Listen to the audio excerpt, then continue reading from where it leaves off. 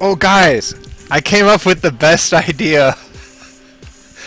Okay, so I was like, hey, if you can do underwater submarines that grow crops and then have drones deliver the seeds and also fetch the finished crops, and so you can have unlimited crops because you can have a whole fleet of submarines growing crops under the ocean, and it's all free land. You don't have to pay property tax or anything.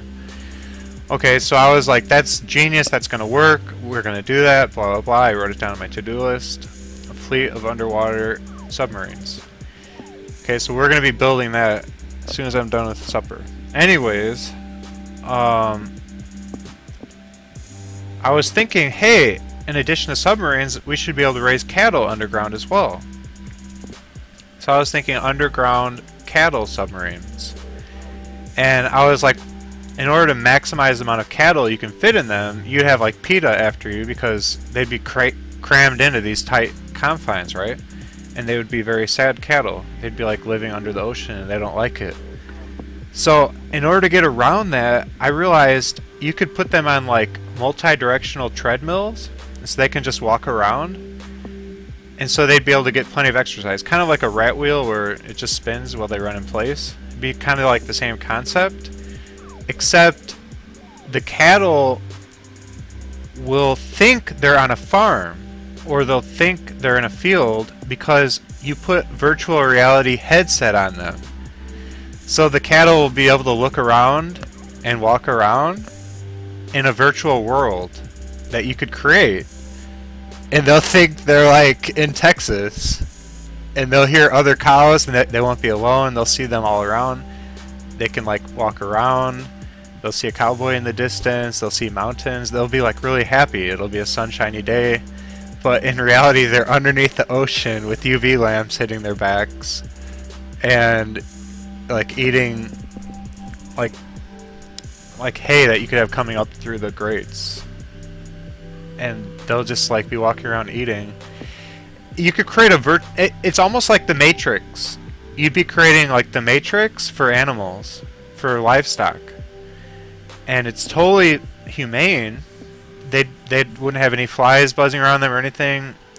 You could have very excellent systems for their manure and stuff, and they'd be able to be crammed into these little cubicles, but they wouldn't know it. They would think that they're grazing on a large open prairie with other cows or goats or whatever, and they'd be happy, but they'd be living in virtual reality. I also thought it'd be kind of cool to like do that to humans, but I think that's illegal. If I build the Matrix and put all of you in it and you don't know,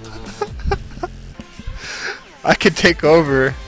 But don't worry, I have no plans at this time to enter humans into a Matrix of my own coding. But I want to put cattle into the Matrix, basically. And I think that'd be a lot easier to pull off. Because they're dumb. If they see grass, they hear cows, they see cows around them, they're fine. They would never know that they're in the Matrix. But a human, I mean, you'd have to... It's impossible. You wouldn't be able to make a Matrix for humans. They're too smart. But I really feel you could do it with cattle. So I would create an underwater cattle farm. So that's going to happen. Maybe. I mean, we're adding it to the to-do list. If I become a trillionaire through my robot army or whatever, I'm gonna have a lot of money, and I'm gonna be like, well, what do I do with this money? Well, that could be one of the things I do, is raise cattle, raise livestock, and farms underneath the oceans. And I'd be able to feed all the hungry people in the world. So, you know, that's a great way to carry technology forward and solve problems for the world if I were very, very wealthy. Underground cattle submarines with virtual reality, making the cattle think they're outside on a sunny day in Texas all the time. And then you also have like nighttime. It's like every cow is like wearing virtual reality helmet, and at nighttime they'll see like stars. They could look up at the moon and stars. You could have some wind blow and they'll think like, you know, it's windy outside that day. You could totally simulate everything. And they'll be so happy. So PETA would be happy with me then. Even though these cows are literally cramped in a tiny little cubicle. It'd be awesome. Virtual reality livestock farming. That's the way you get around having to have such a large space for them to roam.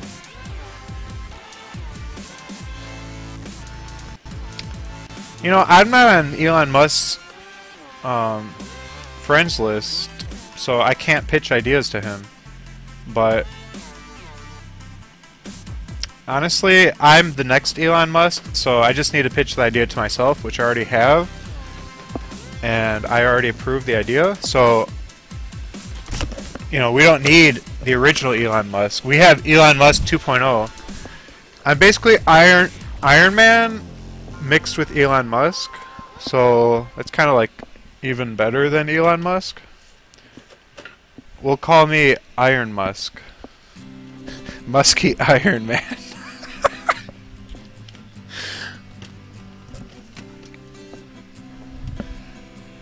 Musky Iron Boy. What's that musky smell? Oh, it must be Garda coming.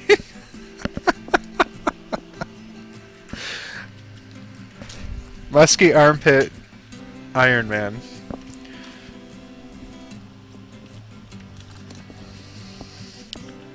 So, believe me, when I thought of putting cattle into virtual reality, and they live their lives in a virtual realm that I created, you gotta admit, that's pretty mind-blowing stuff.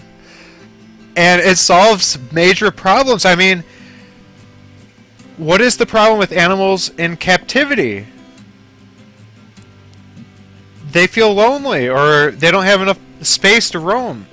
But if you put an animal in virtual reality, you can literally have them in a tight little cubicle. They can't even barely do anything. But as long as you put moving floors, that when they walk, you know, they'll be walking in place. They'll think they're moving somewhere, and the virtual reality will tell that cow, I just walked 10 feet to this other patch of grass that he sees, but he didn't actually move. And you just have the grass come out of the floor, and he can start eating it. So I have this idea for like a grass feeder. So you just feed grass through a grate of little holes. The grass just gets pushed through, and you just keep feeding it through, kind of like a chia pet. How the grass comes through the chia pet? Kind of like that. It's like never-ending grass that just keeps feeding through the floor. And so the cow will just be able to eat until he's detecting and seeing the grass is gone, and that's because you stop feeding the grass through, right? It's flat. And then the cow will have to walk a little ways to get to the next patch of grass. Then you just send some more grass through and he eats that. So that will be the cow's interaction. He'll always be walking around trying to find the next patch of grass. It'll be like a video game for him. And so he'll have something to do, and that will keep him exercised, and it will keep him, you know, moving and walking around, and he'll think he's among other cows. It's perfect. Now this can be done not in an ocean submarine, but the ocean submarine is the best part, because then you're able to raise cattle, unlimited amounts of cattle, for free. No property tax, no threat of predators, no threat of, I don't know, tornadoes sweeping away the cows. And they're underneath the ocean in a submarine. There's so many threats that are eliminated. You don't have to worry about earthquakes, hurricanes, tornadoes, winter. It's a temperature-controlled environment underneath the sea. It's perfect. In fact, I never even added that to my to-do list. I have to add that.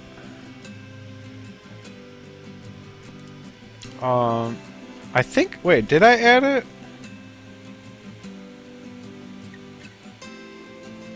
Okay.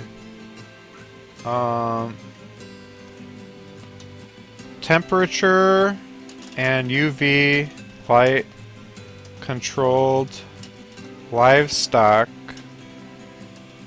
underwater farm in submarine with virtual reality on the animals and automated grass feeder coming up from floor. There we go. Actually, maybe it'd be easier just to have, you know, some hay spit out in front of the cow. I guess it doesn't have to be like grass, but that could be a little more realistic. So yeah, that'll be so cool. And you could create a simple prototype with just like, I could have like a sheep in my room, like one sheep, or a goat. I could have one little goat in my room in like a cubicle, like a cardboard box. He just lives in there. I don't have to smell him or anything because this little box I put the goat in will have plumbing in it to clean it. It'll have the little treadmill that the goat can walk around on, and he's gonna have the virtual reality headset, and he'll think he's like walking around in a field or in a mountainscape. And the treadmill moves, and the goat's just running around being happy. He sees other goats around him, but he's actually just in a box in my room in the corner. And I'll have like a little grass machine spitting out grass, and then maybe like for water there will be like I don't know, a little bowl of water he sees in the field, and he can run up to it, and then a little water bowl just comes sliding in front of him, and he could just start drinking the water. So he'll think like he walked up to water in a field, but it's actually just a water bowl that is attached to the front of his box. And that water bowl can be, you know, fed by water line. So I could have water line run into my room and feed the water. So it's all automated. Everything would be automated.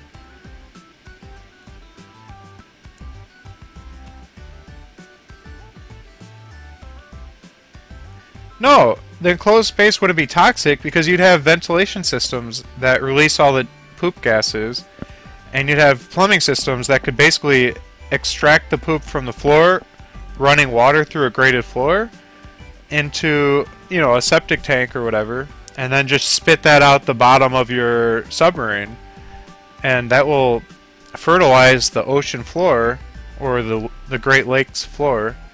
The fish will eat it. Shoot, you'll probably have fish following this thing around, eating all the cow manure that's coming out. The fish would love that, because that's like full of semi-processed food. Like, the fish would eat that.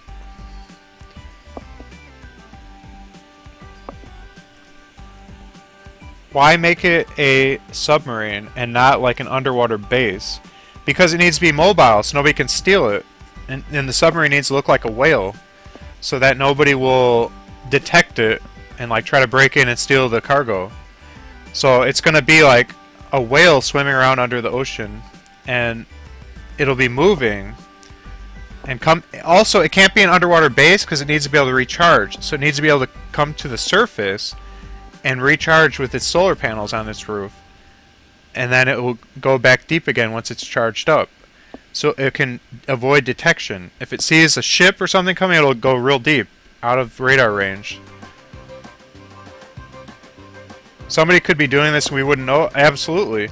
And the best part of all, the reason it's got to be water-based is because land is expensive.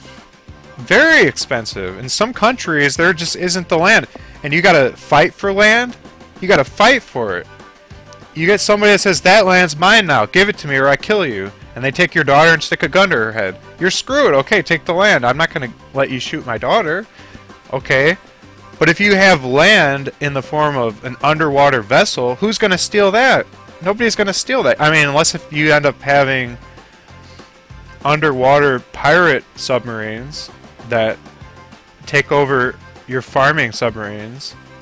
But like, now you're getting into underwater combat. You could have torpedoes and everything, defense systems, but it wouldn't really be worth it to try to. Well, maybe it would if you have if you have like 600 cows in one of these submarines. Maybe somebody actually would want to steal that.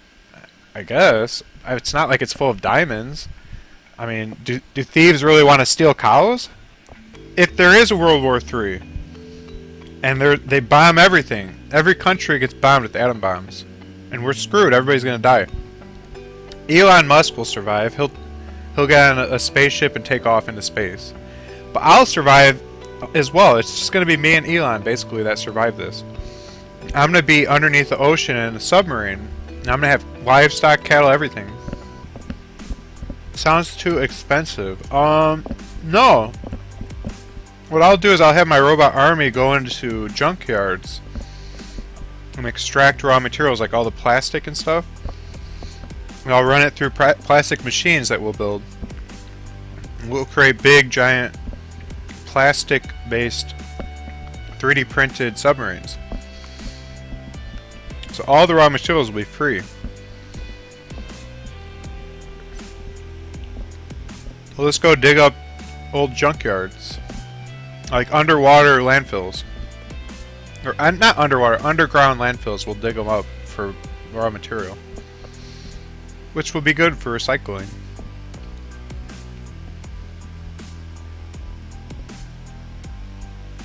An underwater ranch is profitable. Are you kidding me? You can sell the meat, the milk, everything. Have your drones fly the meat and the milk and all the products back to land and sell it at the marketplace. The meat business is very profitable. Anna's dad used to sell cattle. He sold meat to restaurants. He made big money from that back in the day. What? It's going to become even more profitable someday when farmland becomes more and more scarce because of overpopulation. Just like to get cows in Japan is like $300 for a steak. Because they don't have room for farmland there. And that's what's happening in every country. I will be concentrating on the robot first, mailbox, but you have to have your plan of what you're going to do with your robot army once it's finished. I'm going to have a lot of money and a lot of power and a lot of manpower available to me. And I have to figure out how I'm going to solve world problems like world hunger using those resources. Basically, I don't want to be like a rich billionaire wasting my money away on jets and yachts when I could be building underwater submarines that feed the poor. Unlimited land. And am I gonna send my robot army to do farming in Africa to feed the Africans? No. Am I gonna farm it here in a developed country and fly it over? No. Am I gonna ship it over? No. I'm gonna grow crops and livestock in underwater vessels, pay no property taxes, using recycled materials to build the vessels. And I'm going to fly them into these poor countries with drones. And I'm going to have the drones do drop-offs, like with parachutes, supply drop-offs. I'm just going to rain steaks and lamb chops and corn and grain and all kinds of food. I'm just going to make it rain all over Africa. And then you're going to see video footage on YouTube of the obesity epidemic in Africa. All those starving African kids just went ham, and now they're all obese. And people won't even be able to walk there. It's just gonna be like a bunch of gigantic round people. They're gonna look like, I don't even know. I'm gonna make Africa obese.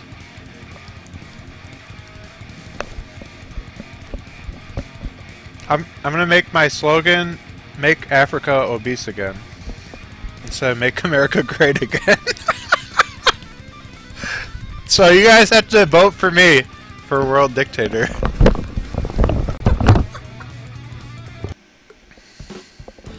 Okay, where do you think the food would come from if it's radiated? My submarines would have all the seeds and all the crops and everything already in them before the nuclear war happens. Obviously, if the world's already blown up, I won't be able to do this after everything's radiated. This would be my way of surviving if I have this all put into place prior to the nuclear war.